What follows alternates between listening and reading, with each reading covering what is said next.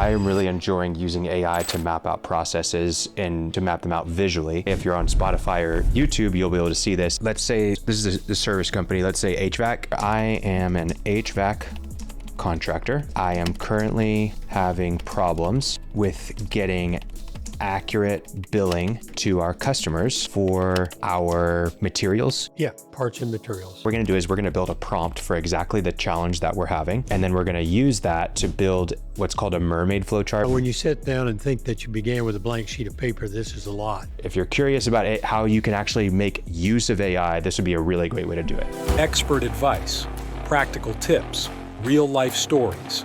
Have less stress, more time, and more money in your business. Welcome to the Cashflow Contractor.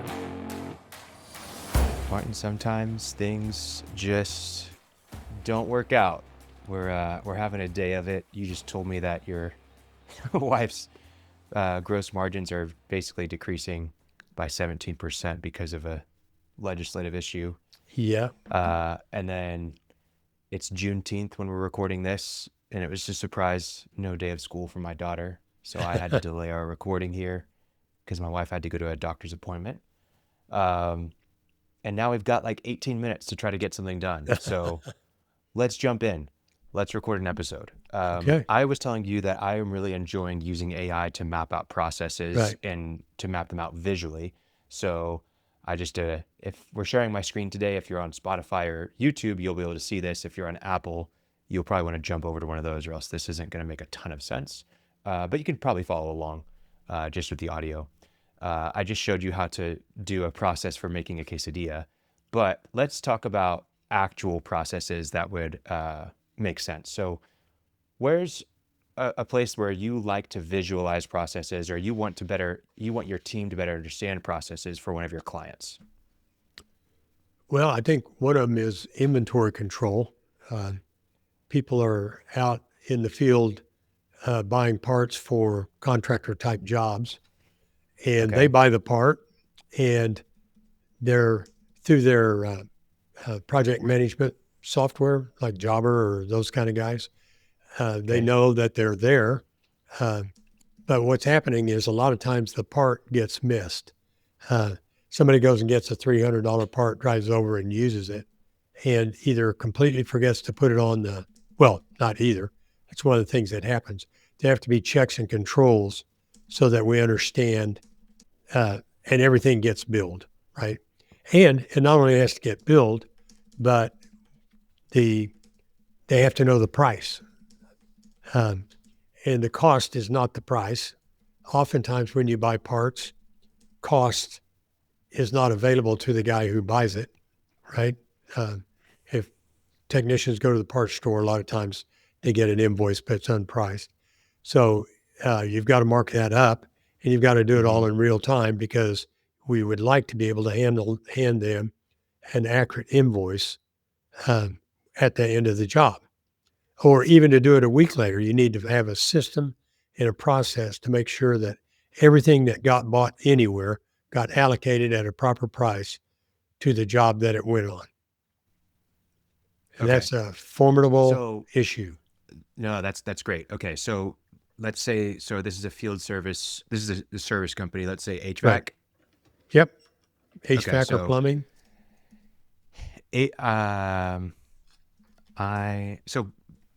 This is great. We're gonna build our prompt for this for AI.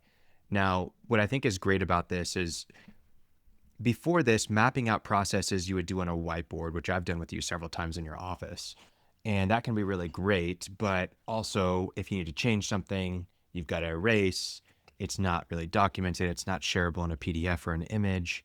And so what we kind of resort to is maybe a checklist or an SOP, which is also great, but it's you got to really read and understand what's going on, where the visual really helps to just like make it plain as day, right? And then from the visual, you can go from there into something else, where you can have essentially maybe a part of the process on the visual links to a SOP, where then you can learn how to exactly do that one thing from the visual. So we're going to get into that.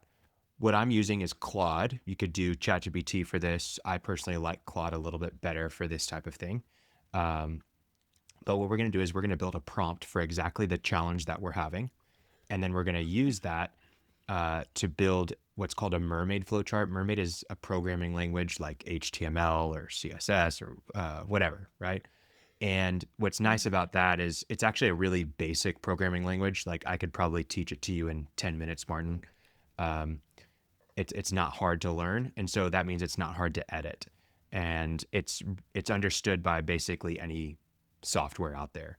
So you can go and plug it into other tools very quickly and get a result. So yeah, let's jump in. So we're gonna build the prompt here. I am an HVAC contractor, and I am currently having problems with getting accurate billing to our customers for our materials. Yeah, parts and materials. Okay. I would like to create a thorough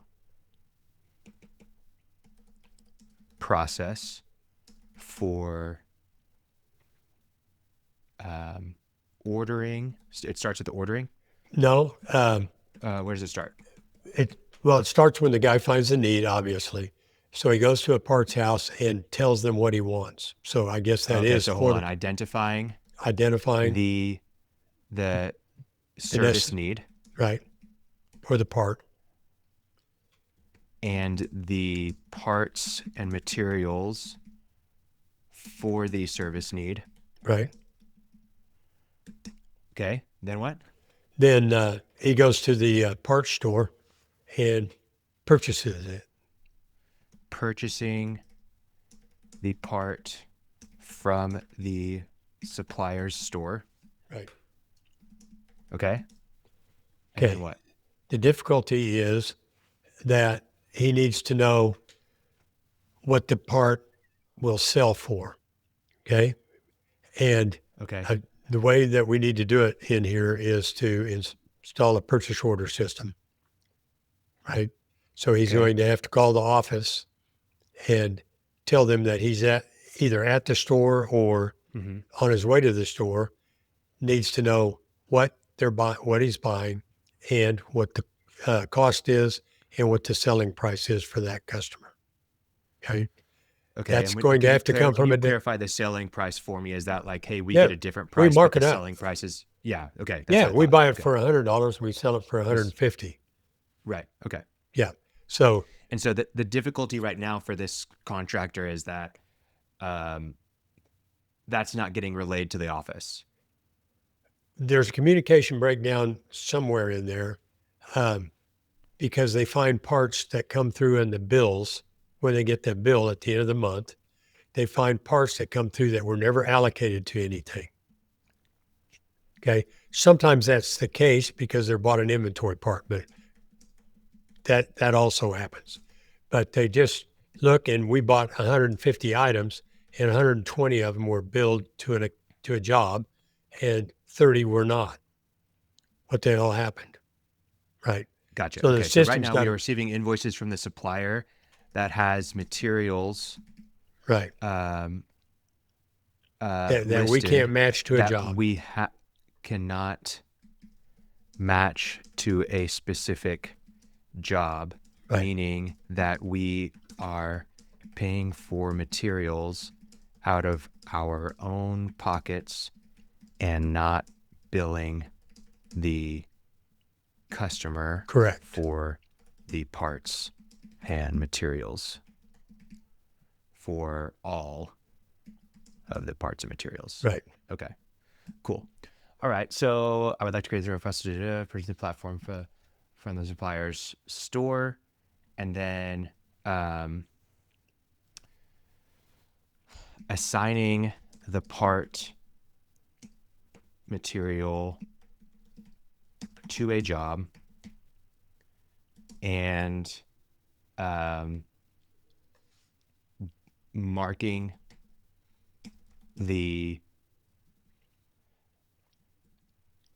at a marked up price. Yes. And billing the customer accurately for Right. the labor and parts and materials. Right. Okay. And we also need to be able to track it sufficiently that the office can tell, was this part billed and to whom was it billed? So we started this by saying 150 items, 120 were billed, 30 were not. How do we know the 120 were billed? It sounds like this just needs to be inside of the software, in my opinion. Oh, of course. I mean, we want to get it to the point where it's running off of barcodes. Sure. Currently, we are doing a lot of the tracking manually, but we would like to be doing it digitally through our field service management software. Right. Right. We are using, we'll say, Service Titan for this HVAC guy. We are using Service Titan currently. Okay, cool. So now what I want to do, I've got a thorough prompt here. What we're doing is, people think of this as prompt engineering, how you ask the AI. I like to think of it as context engineering. You're creating the context for the AI to understand how to help you. So how can you develop the context? So now what I'm going to do is I'm going to say, please, before creating a Mermaid flowchart, please help me outline the process that we should use for this. That's all I'm going to say. Okay. So what we're talking about so far, we have loosely, not really very tightly, identified what the issue is, and we're going to use chat to help wind our way through, right? Exactly, right? Rather than sitting down and having to interview. Yeah. What's the best way to do this, right? So here's what it said. I'll help you design a comprehensive parts and materials tracking process that ensures accurate billing and proper job costing. Let me break down the key components and phases for your HVAC parts management workflow. Proposed HVAC parts and materials tracking process. Phase 1, service call and assessment. Okay, the initial service call is inside of Service Titan. There's the on-site assessment. We do a parts list creation. The technician creates a detailed parts list in Service Titan, includes quantities, part number descriptions. Okay. Then phase 2, customer authorization and procurement, customer estimate and approval. We generate the estimate with the marked up parts pricing. So basically, this is going to require all of the parts to already be in Service Titan. Right. That's the first step. Yeah. Okay. So that's a big recognizing that I have that the AI hasn't recognized because they don't have the context of what our Service Titan looked like. If the AI could sit there and comb through all of our Service Titan, it would say, well, hey, you've got to have your parts all inside of Service Titan. Right. So that's the first step for this person. But let's just assume that we've done that. All right. That would allow the technician to, rather than go to the supply store, sit there and click on on Service Titan, the part that they want. Right. Absolutely. So they're not traveling to the store. They're just doing it on the iPad. So then we have phase 2. It has here parts procurement decision. Check Service Titan inventory. Do we have parts in stock? If yes, reserve parts in the system and assign to the job. If no, create purchase order in Service Titan, which would then assign it to the job specifically. Right? Then supplier purchase. Purchase parts with job specific reference number. Okay. Then you have phase 3. Technician scans, confirm parts used during service, update Service Titan with actual quantities used, documents any additional parts. The job is marked completed. Then it goes to phase 4, the billing. So then it goes into some key questions to refine the process, which is great. Like it's saying, hey, I made this process, but I want to make it better. Here's some questions I have. Hey, do you want to maintain stock inventory or purchase parts as needed per job? What do you think? Ideally, we're maintaining the stock. They will have, they'll have a standard of inventory on trucks, but beyond that, don't really want to carry too much inventory. So let's do this. Well, let's go through it. So we want to have standard inventory on trucks, but nothing, Yeah, we'll but just, not a dedicated warehouse with inventory. correct. Everything that is not standard will be picked up from approved suppliers. Okay, number 2, markup strategy. What's your standard markup percentage on parts? Should it vary by part type or customer? It will, but there will be a standard amount, and that will be known in Service Titan, 35, 50, 75, right? Markup. Will be known in Service Titan. Yeah, type 1, type 2, type 3 customer. Type 1, type 1 is 35, you said? Yeah. I'm making this Type up. 2, 70. 65. Type 3, what? Okay, yeah, double, 100. Okay. And you did Cool. call that markup, right? Yep. Okay. All right. Number 3, emergency purchases. How do you handle urgent parts needed immediately when suppliers are closed? Ooh. I don't know. That's a great. That should be on I the have truck. no idea, but Yeah. I am open to what you think is best. Okay.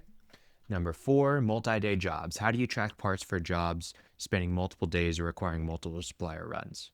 Same thing. They just have to go into the used parts list. Okay. Same process Yep. as a single day job. Yep. Okay. Number 5, returns and warranties. How do you handle unused parts, warranty replacements? Well, you need a means to credit them back to I don't know. I got to think about it. You should be able to mark them warranty, and that would be another category up there in the type 1, 2, and 3. Okay. I'm just going to say, let's not worry about this right now. Yeah. Okay. Okay. Number 6, team access. Which team members need access to pricing, purchasing, and job assignment functions? Yeah. Everyone. Or Yeah. technicians. Well, technicians need access to their job assignments. Management makes the job assignments.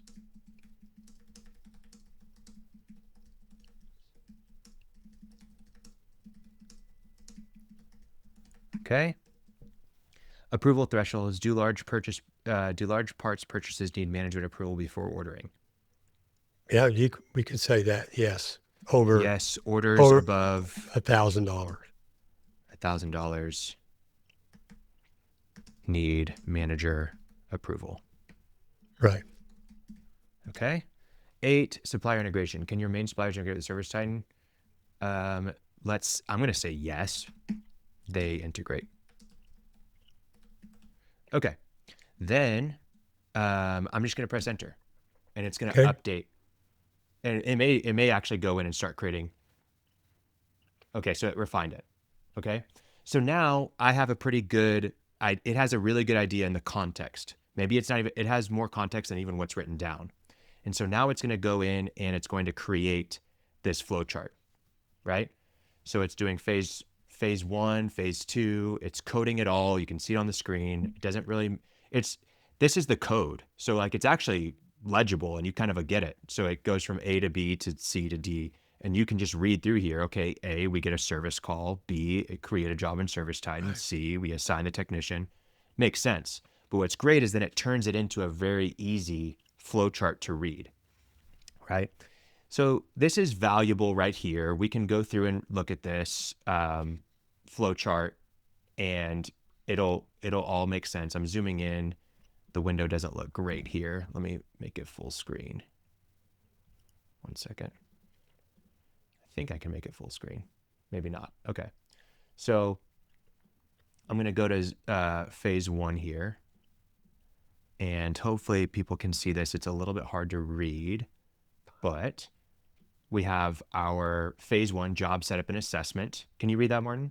Yes. Okay. Phase 1, job setup and assessment, service call, create job and service titan, assign technician and schedule, technician arrives on site, diagnose issue and document, identify required parts and materials, check truck inventory in service titan. So these are, it already colors it, which is nice too. The red means it's an action, like it's something you've got to do in the software, right? So it's a software action. Create and service titan, assign technician schedule. Then the blue is an on-site action. It's already done that. I haven't given it this, I need it to be colored. It just did that. Technician arrives on site, diagnose issue and document, identify required parts and materials. Then you check the truck inventory in service titan. Are the parts available on the truck? It gets a decision point. And then it says no or yes. If yes, supplier availability via integration. Yes, reserve parts to job. After that, it creates a complete part list with quantities in service titan. Then it goes to phase 2. So you kind of get the idea of what's happening here. Yeah. The last thing that I want to show before we jump off, because this is a short episode, just kind of showing you what you can do here. I want to dive deeper just into phase 1, okay?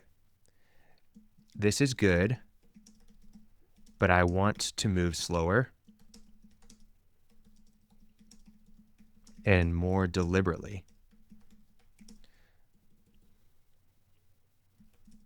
Let's only focus on phase 1 and make the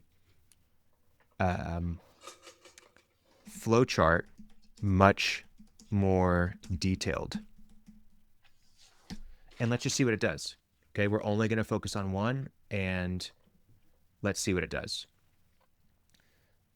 Phase 1 is critical, So now it's getting into job creation and deep dispatch. So it wants to know who, and it's asking me these questions. I don't have time to answer these questions, so I'm going to say is, please answer these questions for me and make assumptions based on a small HVAC contractor. Quick ad break to tell you a little bit about OpenPhone. If you're a contractor that has a single cell phone, you're probably inundated with text messages and phone calls, oftentimes that you can't be responsive to or that you can't answer at all. So what's the solution? You can buy another office line with Verizon or AT&T, and you can have an iPhone that is passed around from employee to employee, depending on who's on call. But what if there's a better way? What if there's a way that you can have all your phone calls recorded to go back and listen to later, transcribed with summaries so that you can get a quick glance at what happened during the phone call, and even connect it to your CRM where all your other customer information is. OpenPhone is the perfect solution because it does just that. You're able to add all the users you need to for whoever needs to have access to the lines for your company phone. And then you can also find all of the information you need at a glance with a centralized location for all phone calls and text messages with your customers. Whether it's for marketing, for sales, or for service, OpenPhone is the perfect solution for you and your team. If you're interested, we have an offer down the show notes from OpenPhone. Please click the link down the show notes, or you can see it here on your screen to be able to find more information about OpenPhone. Thanks for listening. Back to the episode. All right, and let's just see what happens. So now it's getting really detailed. It's asking for the minimum info required for the office manager to create it. It's how do we do technician assignment based on availability, considering geographic efficiency, right? It's doing on-site assessment, equipment info needed, right? Asking for photos, extremely detailed, right? What's great about this is now that we're getting a really clear idea of the job setup and assessment, and we have a really good flowchart coming our way, then we can dive into each area that we feel like we have a weakness And in. refine it. Yeah. Right. So now look at how good our phase 1 is, our process Yeah. here. Yeah. Right. Yeah. When you sit down and think that you began with a blank sheet of paper, this is a lot. And we've done it in 15 minutes by asking questions. Just in a few minutes, we've just started a little bit. And so now I can go through here and I can see, man, where do we struggle? And let's just choose one, right? Let's say that we don't know,